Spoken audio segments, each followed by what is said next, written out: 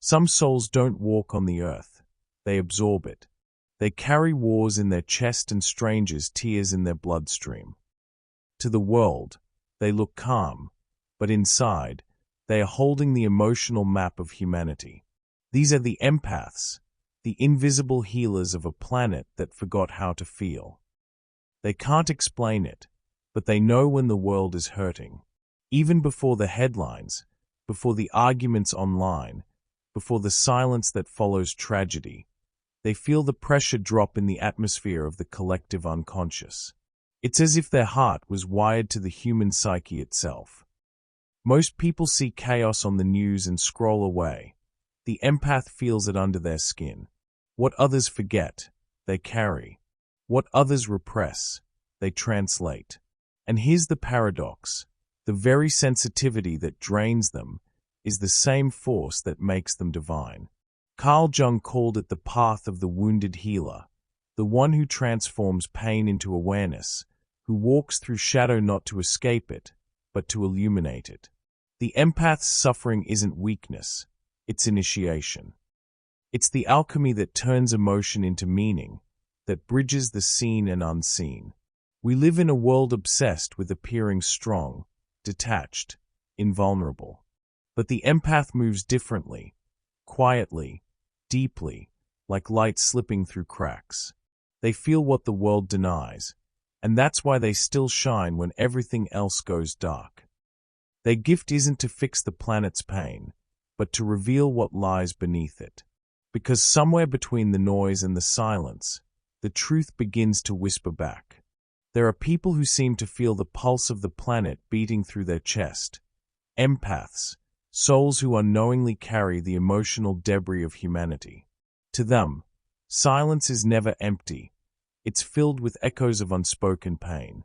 They walk through life sensing storms that others can't name, absorbing tension in rooms where everyone else keeps smiling. Jungian psychology would say they are attuned to the collective unconscious, that invisible field connecting all human hearts. It's like being an emotional radio tower, constantly receiving frequencies no one else can hear. Over time, this sensitivity becomes a double-edged sword. The empath begins to confuse what's theirs with what belongs to others. Sadness that isn't theirs, anxiety that came from someone else's shadow. They don't just witness pain, they inhale it. And that's where exhaustion sets in, not the kind that rest fixes, but the kind that seeps into the human psyche. It's as if their inner world has become a sponge for the planet's grief. This isn't imagination. Even modern psychology has linked emotional awareness with mirror neurons that literally feel what others feel. Imagine a person scrolling through the news. Wars, cruelty, injustice. Most people shake their heads and move on. But the empath feels it viscerally, like their chest just tightened around someone else's suffering. They don't know why, but tears come easily, as if their soul is mourning for the world.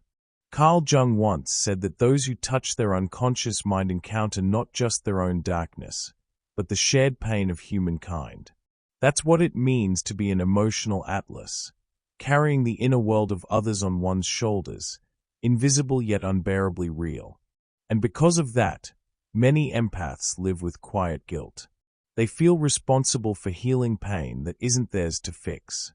When someone cries, they want to mend them. When someone's angry, they absorb it, believing it's their fault. This is the curse and blessing of deep self-awareness, to see, to feel, to know too much. But what if this sensitivity isn't a weakness? What if it's a sacred role, a form of inner transformation disguised as burden? The archetype of the wounded healer lives within them, teaching that pain itself can become medicine. The truth is, carrying the weight of the world changes you. It stretches your empathy until it aches, tests your heart until it trembles, and forces you to question how much of the darkness you can hold without losing your own light. Yet beneath that fatigue lies something alchemical, a power waiting to turn heaviness into meaning. Perhaps that's why so many empaths, when they stop running from their sensitivity, start glowing from it. Because what begins as a burden slowly becomes a bridge, one that leads into the shadow itself. Every light casts a shadow, and the brighter the light, the darker its contrast. That's the paradox of the empath. They often see themselves as healers, as embodiments of compassion, yet beneath that kindness lives something unspoken. Jungian psychology teaches that whatever we repress doesn't disappear. It hides in the shadow, waiting to be acknowledged. Many empaths avoid anger or resentment because it feels unspiritual, but by doing so, they fracture their own wholeness. They become split between the persona that nurtures and the repressed self that silently screams for boundaries. It's ironic. The same heart that feels everything ends up numbing itself to survive. The empath becomes so focused on being good that they lose touch with what's real. That repressed rage doesn't vanish. It seeps into their unconscious mind, showing up as fatigue, anxiety, or chronic guilt. Jung called this process psychological projection. We see in others what we refuse to face in ourselves. So when an empath feels constantly drained by others, it's often their own shadow in relationships asking to be seen.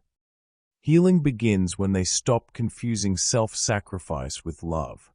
Picture a person who always says yes to extra work, to emotional caretaking, to other people's chaos.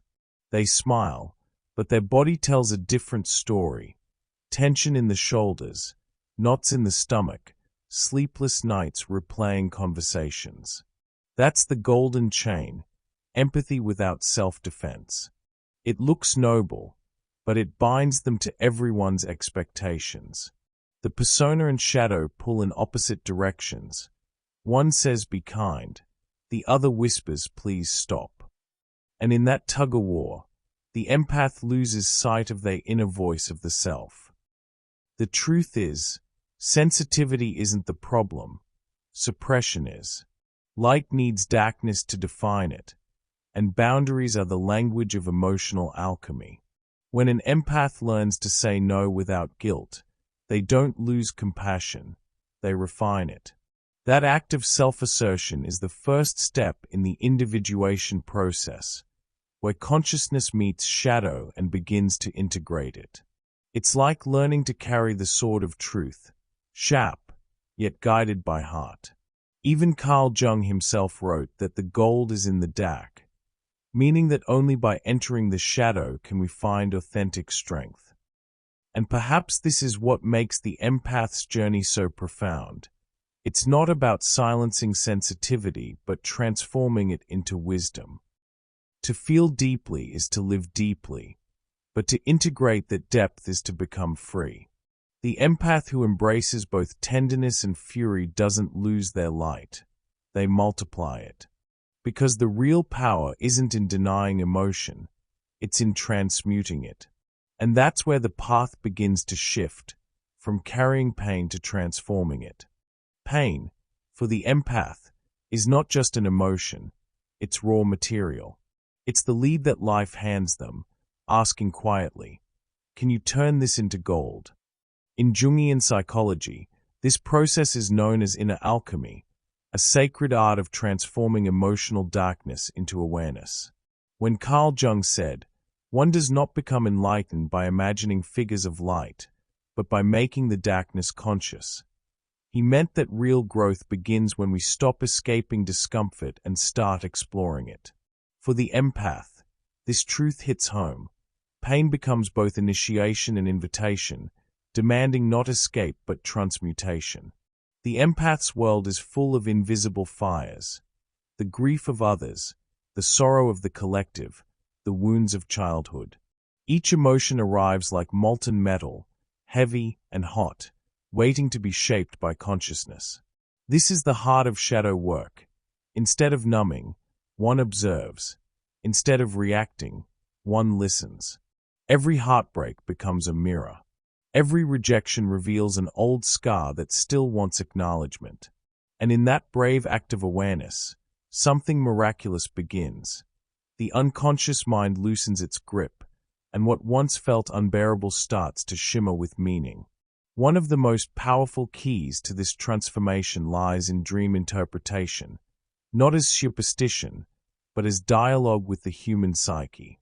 Jung believed that dreams are living messages from the collective unconscious, the shared ocean of symbols that connects every soul.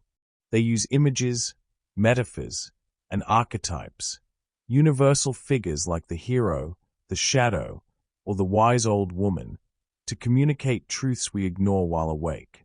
For an empath, this is revolutionary. Every night, the mind writes a secret letter to the soul. All one needs is the courage to read it. Let's make it simple. Suppose someone keeps dreaming of running through endless corridors that might symbolize anxiety or avoidance. A recurring dream of missing a flight could represent fear of missing out on one's purpose. Seeing broken glass could signal shattered perception, while light filtering through a window might symbolize hope breaking through despair. The symbolism of light and dark speaks directly to the empath's path. Illumination comes through contrast. By writing down dreams upon waking, even fragments, colors, emotions, one begins to recognize patterns. Over time, these patterns reveal where the repressed self still hides. Dream journaling doesn't require mystical talent. It requires attention. Keep a notebook by your bed. Each morning, jot down what lingers: a face, a feeling, an image. Then ask, what could this represent emotionally? If you dream of water, maybe your feelings are overflowing. If you dream of a locked door, perhaps part of your inner child feels excluded. If you dream of being chased, ask yourself what truth you've been running from. In this practice, the empath becomes a detective of their own soul, turning symbols into insights, confusion into clarity. That's how emotional alchemy begins, when meaning replaces fear. As weeks pass, dream patterns start mirroring waking life. The empath who always dreams of drowning notices how often they absorb others' emotions until they feel submerged. The one who dreams of flight might be yearning for freedom from expectation. These realizations are not random. They are reflections of projection and perception. The dream doesn't lie. It simplifies. It paints in images what the conscious mind refuses to say aloud. And once the empath decodes it, they reclaim power over what once felt chaotic. What's astonishing is how this nightly practice influences the day. A person who understands their dreams begins to make conscious choices, setting boundaries, expressing what they used to suppress, recognizing when energy isn't theirs. This shift from reaction to awareness is the individuation process in motion, the merging of light and darkness into one whole being. The empath starts noticing synchronicities, a dream about forgiveness followed by a real-life encounter that offers it. That's not coincidence, it's synchronicity explained, the unconscious mind aligning inner truth with outer reality. Over time, pain transforms into wisdom. The empath stops fearing what they feel and starts using it. Each sleepless night becomes a classroom, each terror form of teaching. They realize that the purpose of suffering was never punishment, it was purification. The lead of despair, when faced with courage, becomes the gold of understanding. Because when one finally learns to hold their darkness without judgment, light doesn't just return, it expands. And perhaps that's the secret Jung hinted at all along. Enlightenment isn't about escaping the dark, but about recognizing the divine light hidden within it. And once you've seen that, the world you feel will never look the same again. Empaths live like mirrors for the soul of humanity. While most people filter the noise of the world, they absorb it, sensing collective despair, unspoken anxiety, and the grief that hums beneath the ordinary. Carl Jung would say they are attuned to the collective unconscious, that vast field of emotional energy connecting every human being. When the world goes silent, they still feel its pulse. When society celebrates distraction, they sense the spiritual drought beneath it. Every war headline, every argument online, every broken silence, it all lands somewhere inside them. The empath becomes both witness and vessel for a world that has forgotten how to feel. Nowhere is this more visible than on social media, the global stage of personas. It's where the archetypes perform daily, the hero chasing validation, the victim seeking sympathy, the trickster playing with truth, and the shadow lurking behind filters of perfection. The empath sees through it instantly. They feel the emotional dissonance behind curated smiles and motivational captions. They sense the loneliness wrapped in laughter, the tension hiding beneath endless positivity. What most call content, the empath experiences as vibration. The digital scroll becomes an energetic immersion, 1,000 unspoken emotions pouring into one fragile nervous system. Social media, in a strange way, functions like a mirror of the collective unconscious, an algorithmic manifestation of human desire and fear. Every click, every share, every outrage tells a story about the modern human psyche. The empath feels it all: the envy, the comparison, the quiet grief of people pretending to be whole. Jung would have seen these platforms as a modern dreamscape, full of symbols, projections, and psychological archetypes made visible. The algorithm doesn't just serve content, it amplifies the shadow of society. The louder the ego becomes, the more disconnected the world feels. And so the empath, consciously or not, absorbs the chaos that algorithms monetize.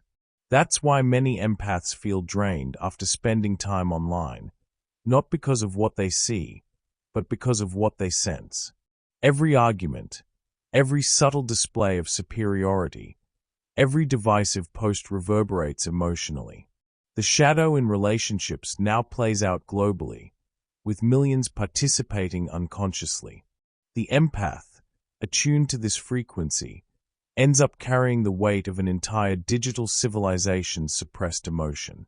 It's emotional pollution disguised as entertainment. Yet, within that overwhelm, awareness becomes the antidote. Learning to scroll mindfully, to pause before reacting, to question what emotion a post evokes. This is modern shadow work. It's how the empath reclaims power in a system designed to fragment attention. The wars of our age are not only fought on battlefields, they are waged inside timelines, headlines, and minds. The empath feels both. They absorb the pain of real suffering across oceans and the subtler despair of emotional disconnection in their own communities. It's the same wound expressed at different scales, the wound of separation. When people stop feeling, they stop seeing each other as human, and the empath, unable to detach, feels that fracture like a crack across the soul. Yet this awareness is not their curse, it's their calling.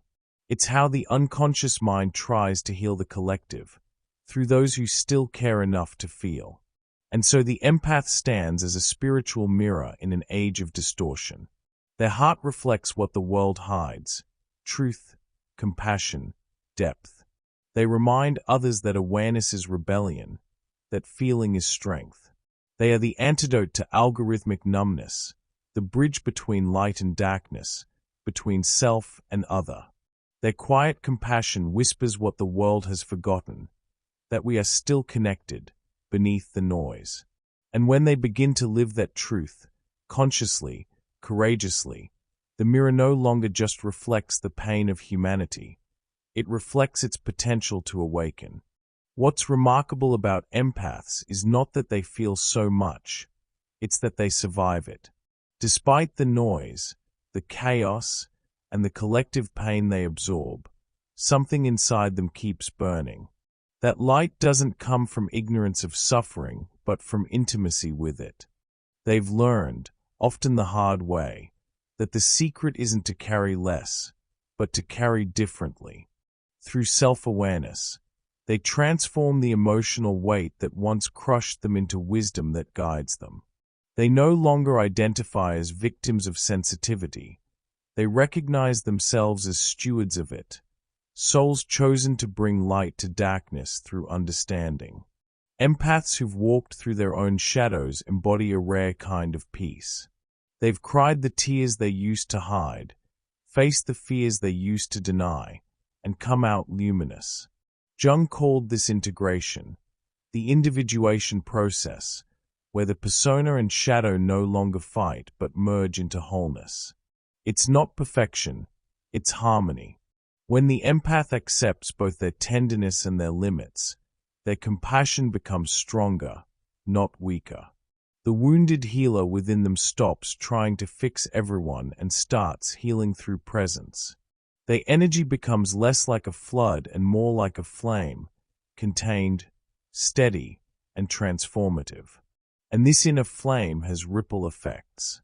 People naturally feel calmer around an empath who has made peace with their unconscious mind. Their words carry depth. Their silence carries meaning. They don't have to preach.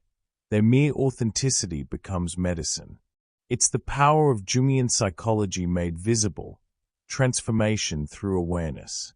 Even in the darkest times, when the world seems broken by war, deceit, or apathy, these souls become quiet beacons of spiritual awakening. They remind others that healing is not a miracle but a process, one that begins within, in the stillness between thought and feeling. In the modern world, where most people rush to speak, the evolved empath has learned the beauty of silence. They don't need to shout their truth. They embody it. They know that real strength whispers, that peace doesn't come from isolation, but from connection with meaning. They've realized that even when surrounded by noise, online chaos, emotional tension, or collective despair, they can remain centered. Because the light they carry is not reactive, it's responsive. It's the calm knowing that comes from integrating shadow work into daily life. In every conversation, every act of kindness, every moment of stillness, they radiate what Jung called the inner voice of the self. And so the empath's journey comes full circle. What began as the burden of carrying the world becomes the privilege of illuminating it. They no longer see pain as punishment, but as passage, a portal to inner transformation. Their sensitivity, once misunderstood, becomes their compass. Their empathy, once heavy, becomes sacred.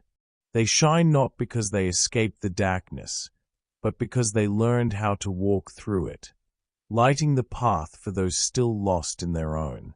And perhaps that's the true meaning of being an empath, not to avoid the shadows of humanity, but to remind it that even there, the light remains.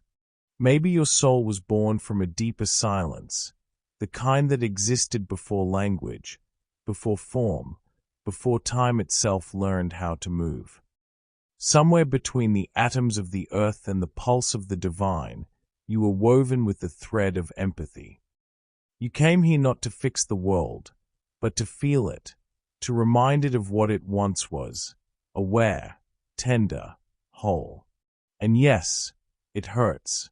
To see too much, to feel what others can't, to carry the grief of strangers and still look for beauty in the morning light. But beneath that ache lives something eternal, an ember that never dies.